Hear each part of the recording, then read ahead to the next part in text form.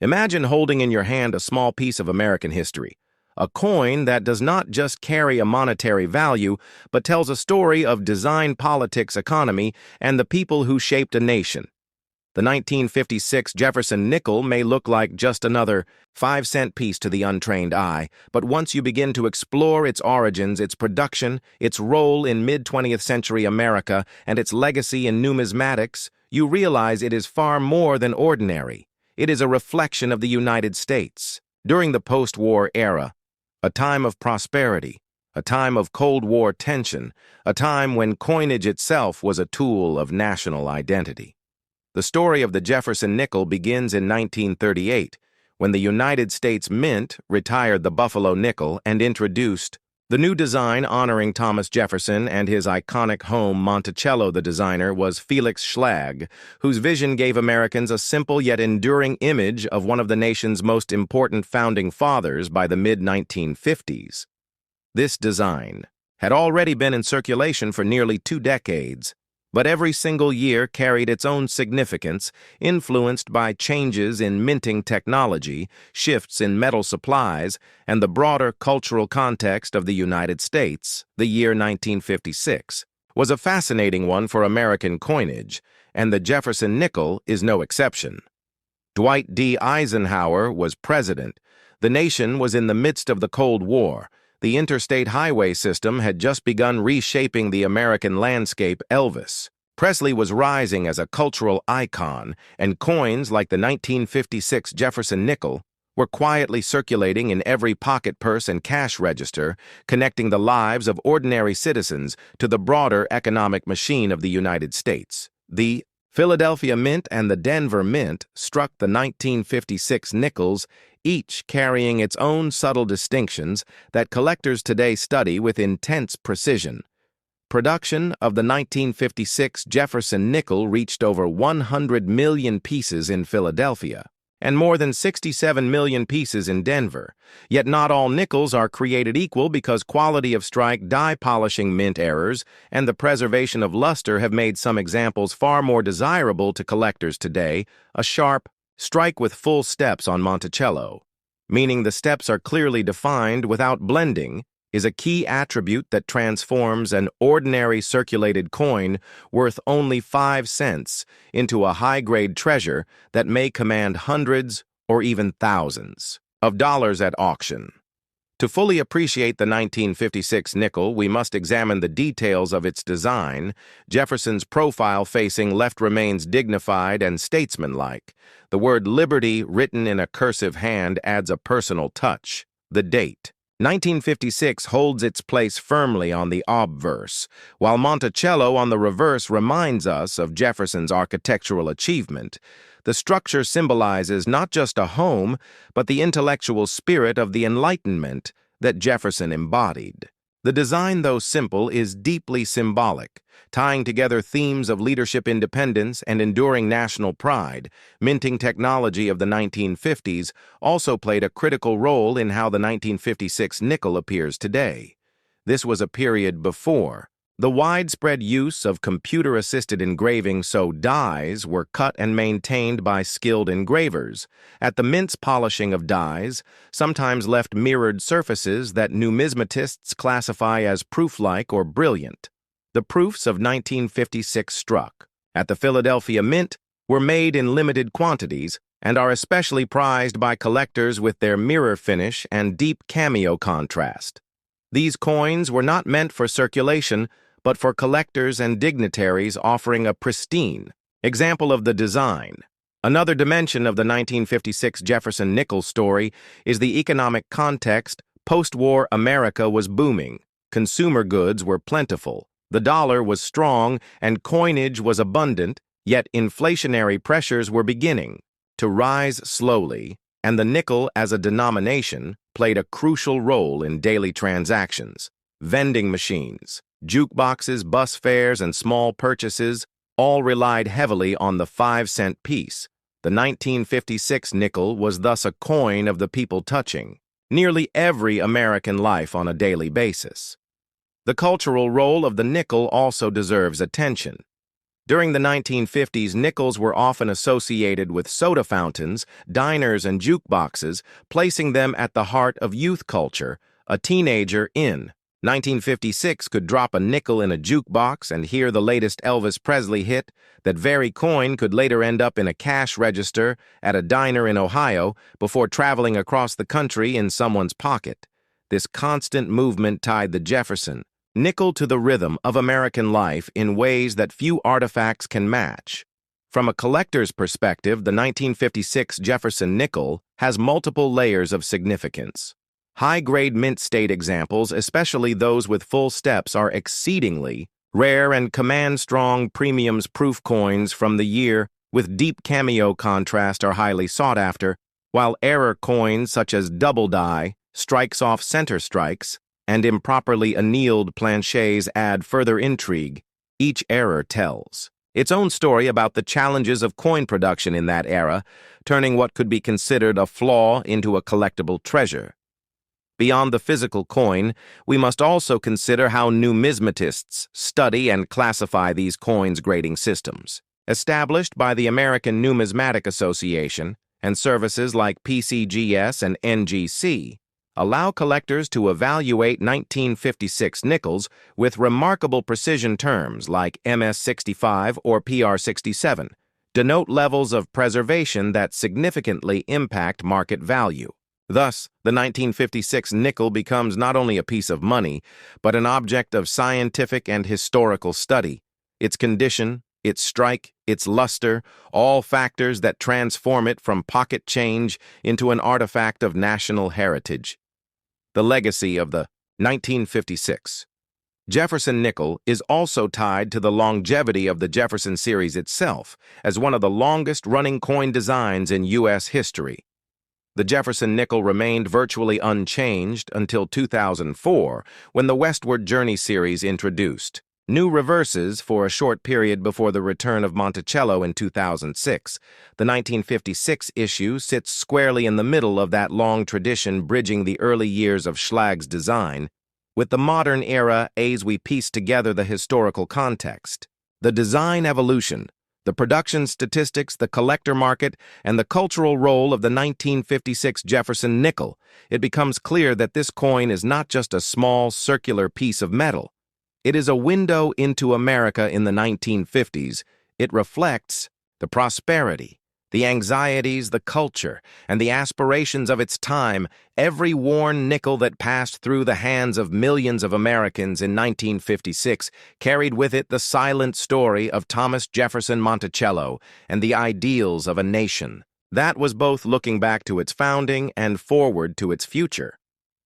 If you want to truly understand America in the mid-20th century, you cannot ignore its coinage, and the 1956 Jefferson nickel stands as one of the most fascinating examples of how money is never just money.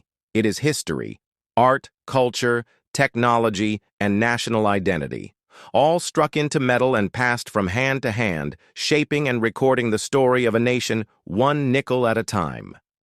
Imagine holding in your hand a piece of American history that has been passed from generation to generation, a coin that on the surface seems ordinary, but beneath its simple copper-nickel composition carries a story of art, politics, economy, and cultural identity. This is the story of the 1981 Jefferson nickel, a coin that belongs to one of the most recognized and longest-running series in United States. Coinage history. The Jefferson nickel series, introduced in 1938, has been a cornerstone of American change for decades, and by the time the 1981 issue was struck, it had already carried the image of the third president of the United States, Thomas Jefferson, for over 40 years. Yet what makes the 1981 nickel stand out is not just its place in a long line of production, but the deeper context of its creation, the state of the U.S. Mint, at the time the economic conditions of the country, the evolving role of coinage in commerce, and the numismatic traits that collectors still study. To this day, to fully appreciate the 1981 Jefferson nickel, we must begin with its origins. The design, created by sculptor Felix Schlag, who won the 1938 design competition, remained largely unchanged through 1981. his obverse portrait of Jefferson. With a left-facing profile and his reverse featuring Monticello Jefferson's Virginia home, was selected for its simplicity, strength, and resonance with national pride. In 1981, the United States Mint continued to produce this design as part of its circulation coinage without dramatic alteration, but the year was significant for other reasons in numismatic terms and in broader American history. The composition of the 1981 Jefferson nickel remained the same as it had since 1946, a copper nickel. Alloy consisting of 75% copper and 25% nickel, chosen for durability and resistance to wear. This was essential because nickels circulated heavily in everyday commerce, in vending machines, in bus fare, and in daily retail transactions. The diameter was 21.2 millimeters, and the weight was 5 grams, specifications that remained unchanged across decades and made the nickel a dependable coin for the American public. But if the physical aspects of the 1981 nickel were consistent, the minting conditions of the time were not. The U.S. Mint operated multiple facilities, most notably Philadelphia, Denver, and San Francisco. In 1981, the Philadelphia Mint struck coins without a mint mark, while Denver coins bore the D mark and San Francisco struck proof. Issues with the S mint mark collectors today value the differences between these issues, the sharpness of strike, the presence of proof qualities, and the variations in condition that distinguish a well-preserved coin from one that has been heavily circulated. In 1981, the economy of the United States was undergoing stress. Inflation was a persistent issue, and interest rates were historically high. This economic backdrop affected the way Americans viewed money and coinage, while paper currency increasingly dominated large transactions. Coins remained central to small-scale exchanges. The nickel had a practical importance that cannot be overlooked. It was a coin that bridged the gap between the penny and the dime, and as such, it had a constant presence in every pocket and cash register across the country. The mintage figures of the 1981 Jefferson nickel are also revealing, with hundreds of millions of coins produced at both Philadelphia and Denver. The 1981 issue was not a rarity at the time, but as decades passed, attrition, circulation, and loss reduced the number of high-grade specimens surviving in pristine condition today. This makes mint state and proof examples from 1981 particularly desirable to numismatists who seek out coins with strong luster, clean fields, and sharp strikes. Beyond the technical production, we must look at the artistry and symbolism that the coin carried. Jefferson's portrait served as a reminder of the nation's founding principles, his role in drafting the Declaration of Independence, and his vision for an agrarian democracy. The reverse Monticello not only honored Jefferson's home, but stood as an emblem of architecture, culture, and innovation in American history in 1981 as the nation prepared to enter a decade of change. These images on the nickel reinforced a sense of continuity with the past, while also serving as everyday reminders of American identity. Collectors examining the 1981 Jefferson nickel also find interest in varieties and errors struck off-center, doubled, die reverses, filled mint marks, or planche flaws. Each error tells a story of the minting process and carries a premium in value for specialists who devote their study to Jefferson nickels, in particular proof. Coins from San Francisco in 1981 represent a peak of craftsmanship with mirror-like fields, frosted devices, and presentation quality strikes that set them apart from circulation strikes.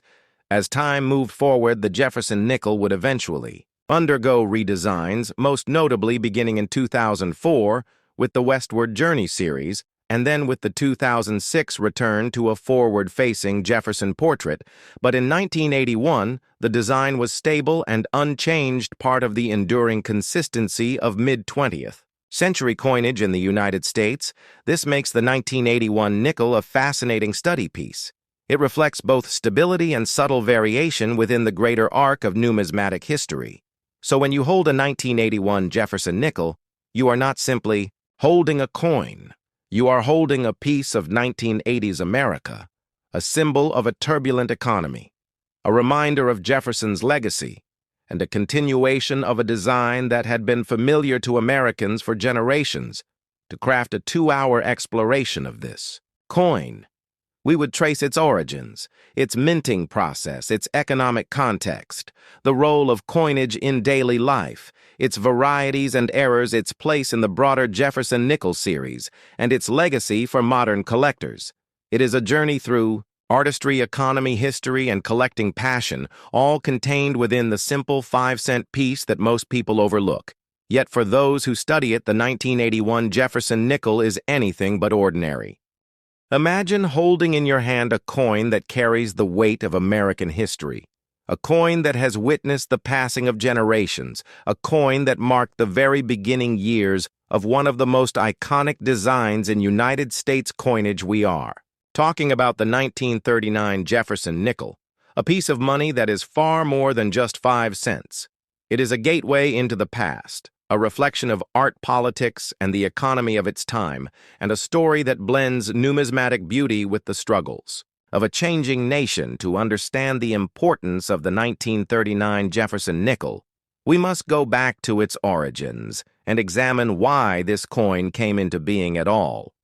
For decades before its arrival, the 5-cent denomination was dominated by the buffalo nickel, designed by James Earl Fraser, the buffalo nickel, first released in 1913, was beloved for its rugged portrayal of a Native American on the obverse and the American bison on the reverse. Yet as years went on, mint officials began to complain about the practicality of the design. The buffalo nickel was notoriously difficult to strike properly. The details often wore down quickly, and the design presented challenges for long-term coinage use. By the mid-1930s, the United States Mint had already been preparing to replace it, and that is when the call for a new design emerged. The Treasury announced a competition inviting artists to submit their concepts for the new 5-cent coin. The challenge was to honor one of the nation's great leaders. And so the focus turned to Thomas Jefferson, author of the Declaration of Independence, 3rd President of the United States and founder of the University of Virginia.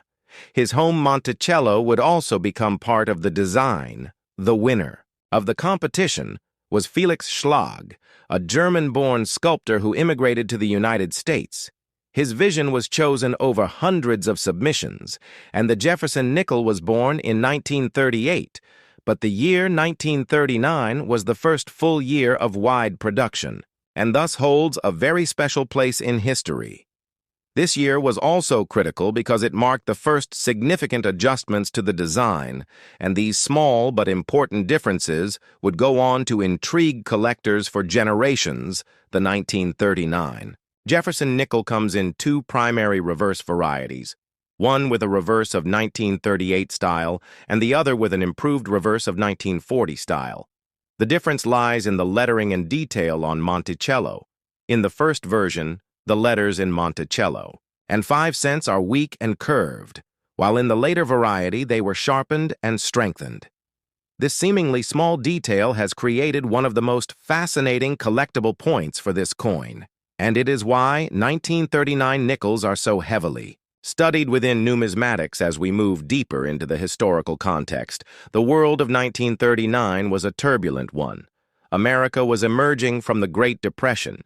Europe was plunging into the beginning stages of World War II, and the role of coinage became more than just commerce. It became a symbol of stability.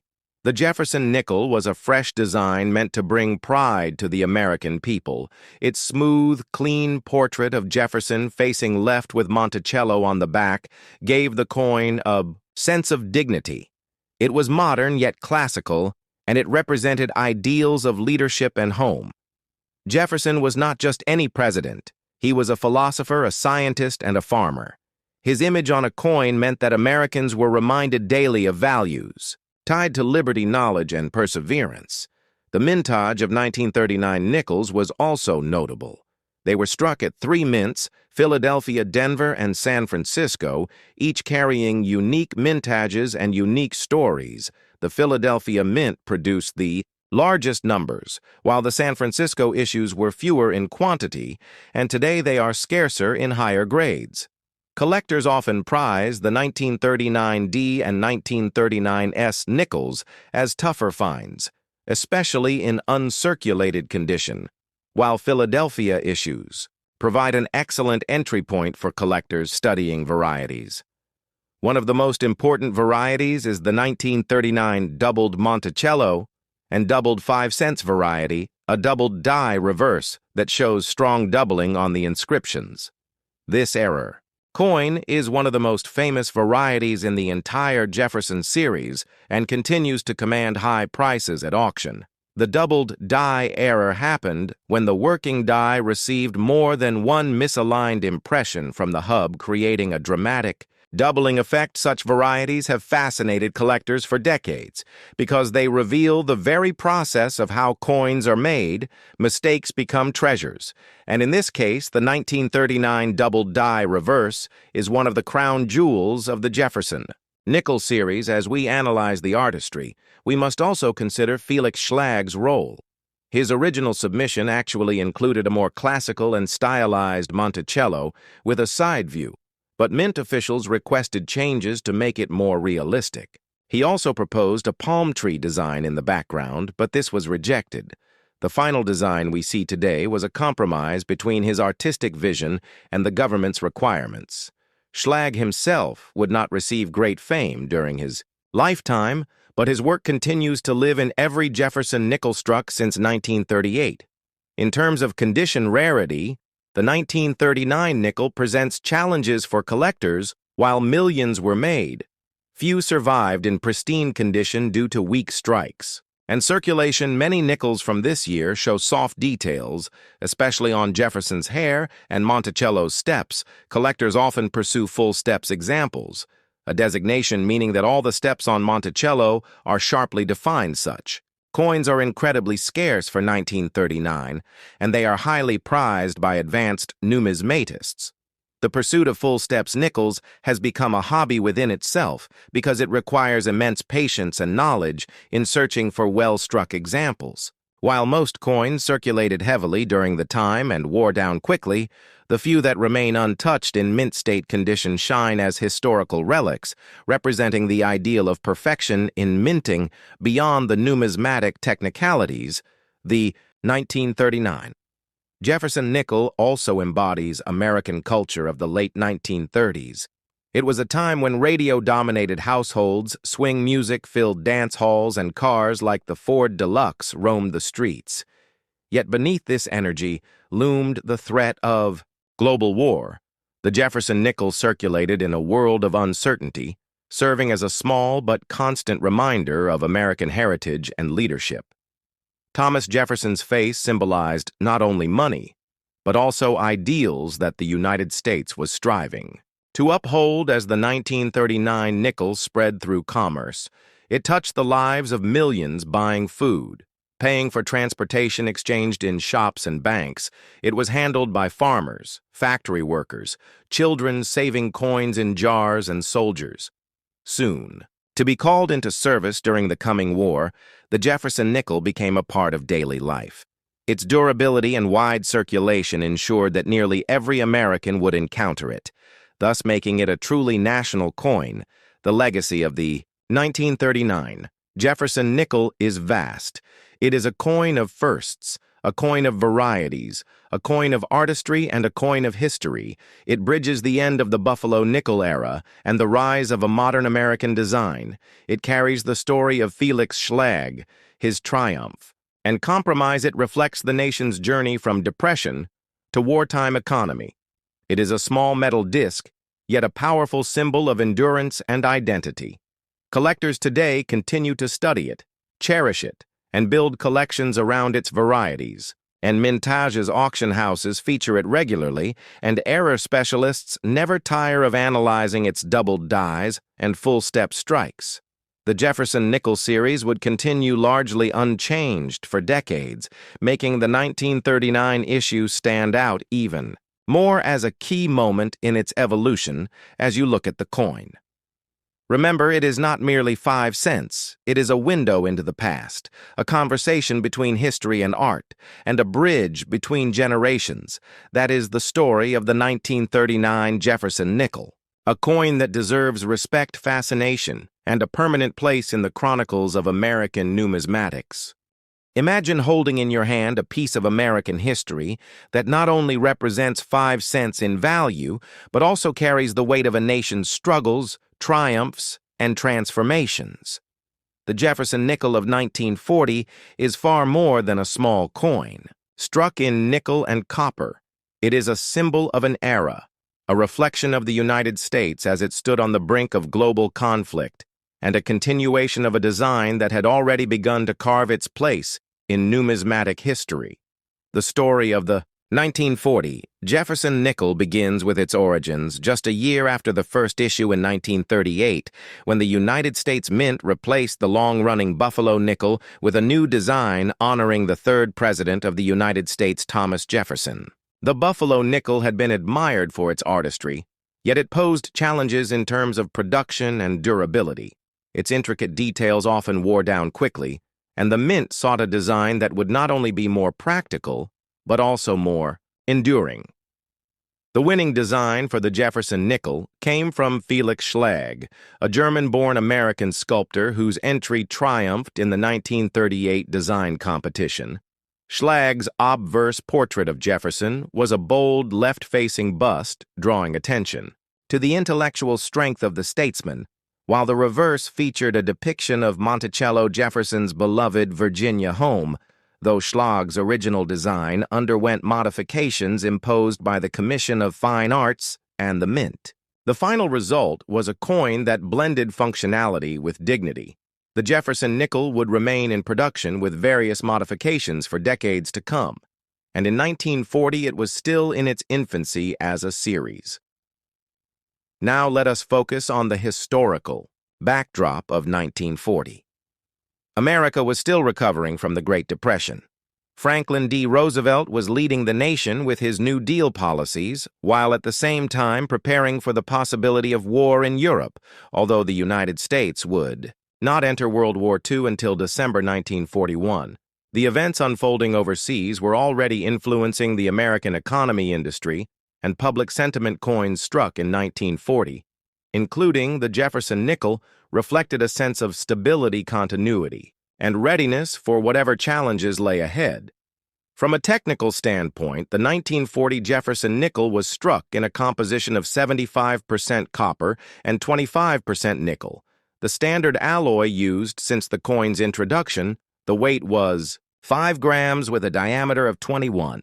2 millimeters and a plain edge production took place at 3 mint facilities, Philadelphia, Denver, and San Francisco, each producing millions of nickels. Yet with subtle variations that intrigue collectors to this day, the Philadelphia mint coins carried no mint mark. The Denver issues bore a small D mint mark on the reverse to the right of Monticello, and the San Francisco coins carried an S mint mark in the same position. Mintage figures for 1940 are significant. Philadelphia produced over 176 million nickels. Denver struck around 43 million, and San Francisco added nearly 40 million together. These numbers ensured that the coin circulated widely across the country, becoming a familiar presence in pockets, purses, and cash registers. However, within these large mintages, there exist varieties and conditions that make certain examples far more valuable and desirable than others to collectors. The strike quality varied depending on the mint, with some coins showing sharper details, particularly in Monticello's steps, while others suffered from weaker impressions, making the full step designations a key factor in grading.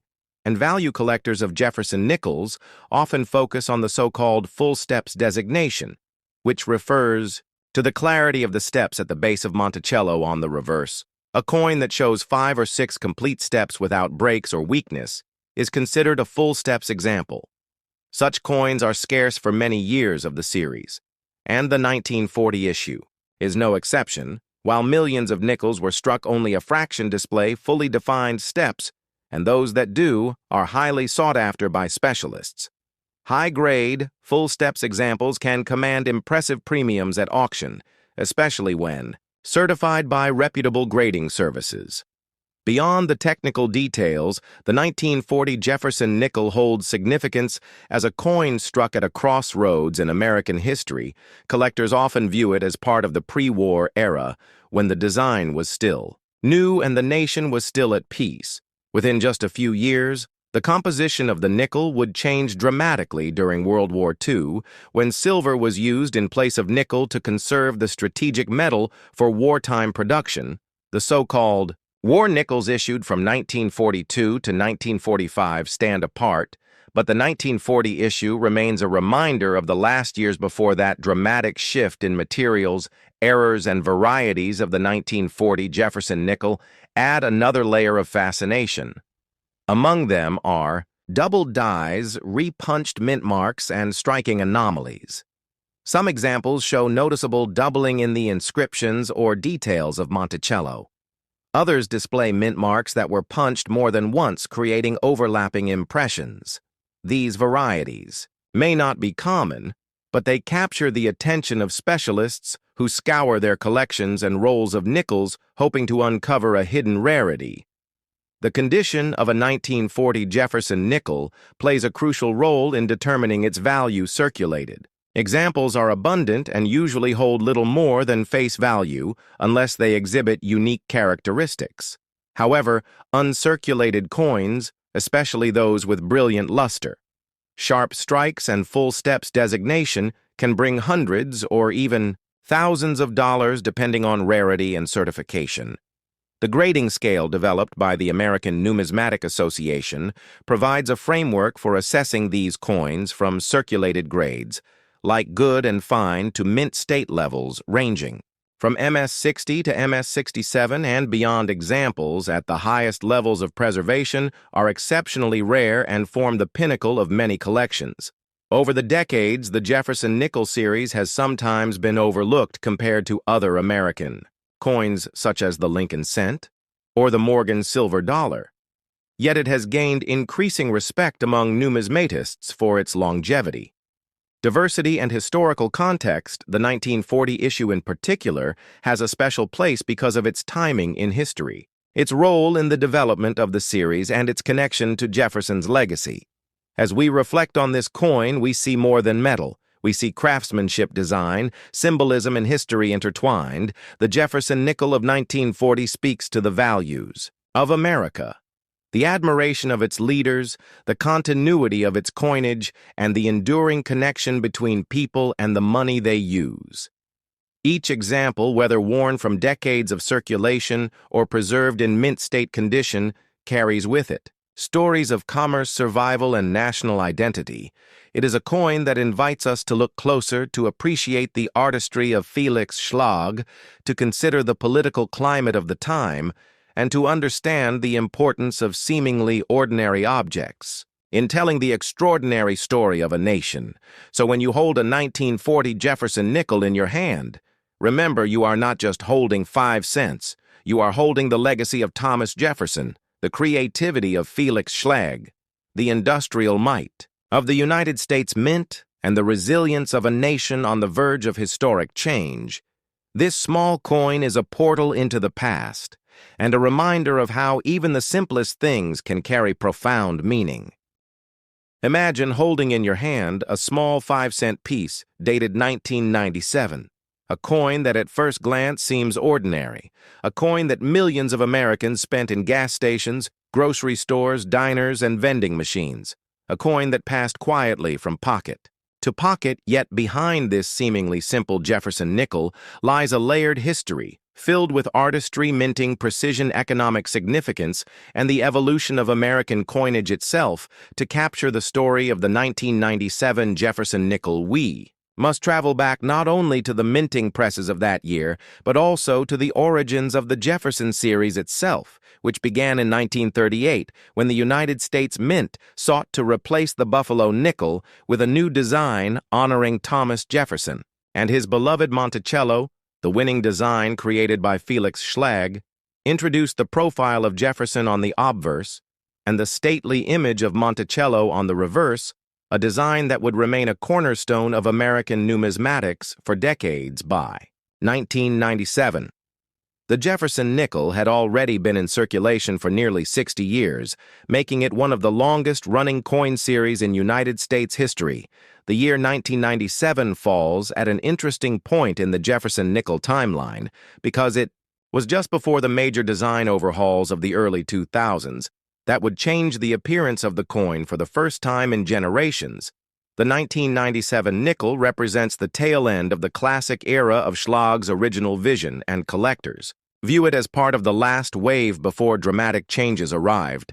Minting in 1997 took place at 3 United States mint facilities, Philadelphia, Denver, and San Francisco, each of which contributed to the production of the coin, Philadelphia nickels. Carry no mint mark Denver nickels bear the D mint mark, and San Francisco struck proof coins with the S mark using specially prepared dies and polished planchets for collectors, while circulation strikes from Philadelphia and Denver were produced.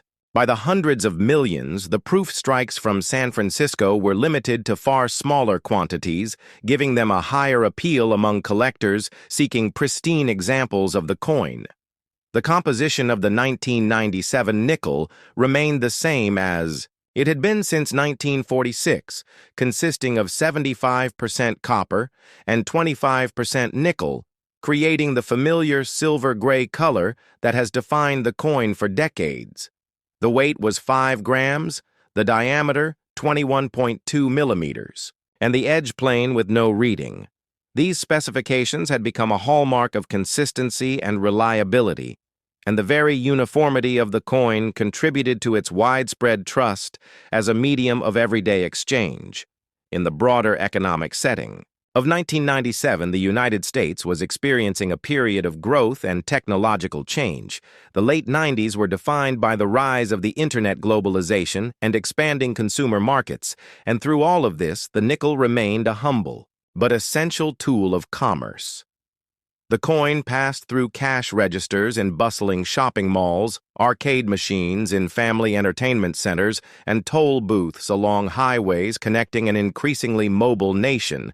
Each 1997 nickel became not just a piece of metal, but a witness to the American experience of its time. Collectors often look back at 1997 nickels as common coins in terms of mintage numbers, but rarity can still be found in specific conditions. Full steps nickels, which display a sharp and complete strike on the steps of Monticello, are particularly prized because achieving this level of detail required perfectly prepared dies and careful striking. Such coins can fetch much higher values in the numismatic market compared to their worn, everyday counterparts. Proof coins from San Francisco also stand out with their mirror-like fields and frosted devices, representing the finest craftsmanship of the mint in that year. The artistry of Felix Schlag's design continued to carry meaning. In 1997, Jefferson's portrait served as a reminder of American leadership during the nation's founding era, while Monticello symbolized Jefferson's architectural vision and his ties to Virginia. The decision to keep this design for so many decades reflected a cultural desire for stability in national symbols, even as other denominations underwent redesigns over time. This makes the 1997 nickel part of a larger cultural story in which tradition and continuity held deep value. We move deeper into the discussion of the 1997 Jefferson nickel. One must consider the role of coin collecting in the late 20th century. The hobby was enjoying steady participation with coin shows, local clubs, and growing interest in third-party grading services. Companies such as PCGS and NGC offered certified grading of coins, providing assurance of authenticity and standardized quality descriptions for collectors. A 1997 nickel-graded MS-67 or higher, particularly with full steps designation, could become a prized piece in a registry set, elevating an otherwise common date into a significant collectible. Furthermore, the 1997 nickel holds historical context when compared to other years in the Jefferson series wartime. Nickels from the 1940s used a silver alloy because of metal shortages during World War II and earlier examples from the late 1930s carried subtle differences in design. By the time we reached 1997, the nickel had returned to its standard composition and continued the long run of Schlag's design with no major alterations. Yet collectors today see this as one of the final calm years before the 2004 westward journey. Nichols introduced radical new reverse designs commemorating the Lewis and Clark expedition and Jefferson's role in the Louisiana Purchase. To appreciate the full history of the 1997 Jefferson nickel, one must also recognize the mint's technological advancements during the era improvements in DI preparation striking. Techniques and quality control allowed for higher levels of consistency compared to earlier decades. While mintage is numbered in the hundreds of millions, the precision and uniformity of these coins reflect the increasing industrial capability of the mint as it prepared to enter the 21st century. By the end of the 2-hour journey into the story of the 1997 Jefferson nickel, what emerges is not just the tale of a 5-cent piece, but a window into American history, economics, technology, and culture. This coin embodies the closing years of a classic design, the continuation of a numismatic legacy, and the enduring role of small change in the life of a great nation. It reminds us that even the most common coins hold extraordinary stories waiting to be uncovered, and the 1997 Jefferson nickel stands as both a practical tool of commerce and a lasting symbol of American heritage. Step back in time with me to the year 1947. When the world was recovering from the aftermath of the Second World War, a time of transition when America was shifting from wartime production to peacetime prosperity, and among the countless symbols of American resilience and stability was a small 5-cent coin. The Jefferson nickel and the 1947 issue of this coin carries a story far greater than its size. It represents continuity change and the enduring legacy of American coinage. The Jefferson nickel series began in 1938 when it replaced the Buffalo nickel, and its design by sculptor Felix Schlag showcased Thomas Jefferson on the obverse with Monticello, his Virginia home, on the reverse. By 1947, the design was already well established in the pockets of everyday Americans, yet each year tells its own unique story, and the 1947 issue is no exception. To understand the 1947 Jefferson nickel, we must first look at the climate of the United States at the time. Factories that once produced tanks, planes, and ammunition were now producing consumer goods, cars, refrigerators, and televisions. The war had left its mark, but Americans were eager to move forward, and coins were part of that movement in daily life. By 1947, the wartime alloy changes of the Jefferson nickel had ended during World War II. From 1942 to 1945, the composition of the nickel had been altered to save nickel metal for the war effort, with silver, manganese, and copper being used instead. But beginning in 1946, the mint returned to the traditional composition of 75% copper and 25% nickel. This makes the 1947 nickel part of the first full post-war issues struck entirely in the original metal blend, again, a symbol of returning normalcy and stability. The minting of the 1947 Jefferson nickel took place at 3 locations: the Philadelphia Mint, the Denver Mint, and the San Francisco Mint, each producing millions of coins, yet with slight variations and different mint marks that today carry weight. In the eyes of collectors, the Philadelphia Mint produced the largest share, and like all Philadelphia coins of the time, it bore no mint mark. The Denver Mint coins featured a small D mint mark located on the reverse to the right of Monticello, and the San Francisco Mint struck its share with an S mint mark. Each of these varieties holds its own appeal to numismatists. When examining the design itself, the obverse portrait of Thomas Jefferson in profile still maintained the crisp sculptural lines envisioned by Schlag, although dye wear and striking pressure at times led to weakness in detail, especially in Jefferson's hair and cheekbone areas. The reverse with Monticello often suffered from weakness in the steps of the building, which would later give rise to the famous full steps designation among collectors. A coin with fully struck steps is considered far more desirable and valuable, and 1947 is no exception in that regard. Condition rarity is a central part of the story, with many coins from 1947 surviving in circulated grades, but relatively fewer in pristine mint state condition, free of bag marks, scratches, or dull luster in the realm of coin grading, where experts assess coins on a scale from 1 to 70, the finest. Examples of 1947 nickels command strong interest, especially when they display that coveted full steps detail. Collectors and historians also view the 1947 nickel as part of a transitional period in U.S. coinage. It is not tied to the wartime silver, nickels, nor is it yet part of any design change. It exists in that post-war calm, a coin that quietly circulated through the hands of Americans during the early days of the baby boom, the dawn of the Cold War, and the rise of post-war prosperity. If you were to hold a 1947 nickel, you would be touching a piece of a time when a gallon of gas was just a few cents, when a loaf of bread was inexpensive, and when families were beginning to dream of suburban homes with white picket fences. While the mintages of 1947 nickels were high enough to meet circulation demand, the coin in high grade is where true rarity lies. Philadelphia struck over 100 million coins.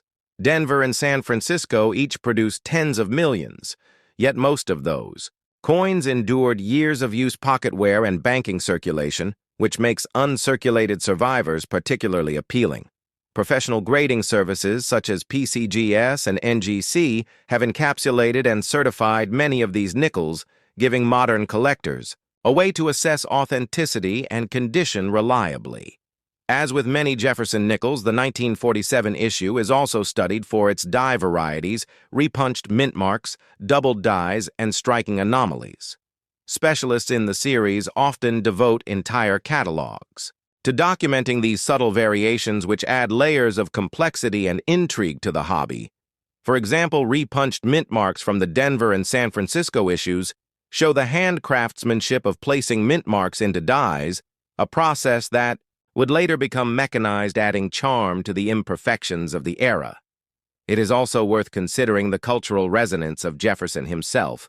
By 1947, Jefferson represented not just a founding father, but also the embodiment of American ideals, of democracy, expansion, and intellectual curiosity. Placing his portrait on the 5-cent coin ensured his image circulated daily in millions of transactions from grocery stores to movie theaters, reinforcing his legacy for every American citizen. Monticello, on the reverse, further underscored his vision and his deep connection to Virginia heritage. For those building collections today, the 1947 nickel can be approached in several ways. One might seek a simple representative circulated example to tell the story of post-war coinage, or one might aim higher, assembling a full mint mark set in mint state condition with sharp details, or even focus on finding the elusive full steps examples that command premium values at auction records. Reveal that top-graded specimens with full steps can sell for hundreds or even thousands of dollars depending on their rarity and eye appeal, far above their humble face value of 5 cents. This long history and numismatic depth is what transforms the 1947 Jefferson nickel from a small everyday coin into a window of the past. It is not just copper and nickel alloy, it is a storyteller of post-war America, a witness to change, and a collector treasure waiting to be discovered.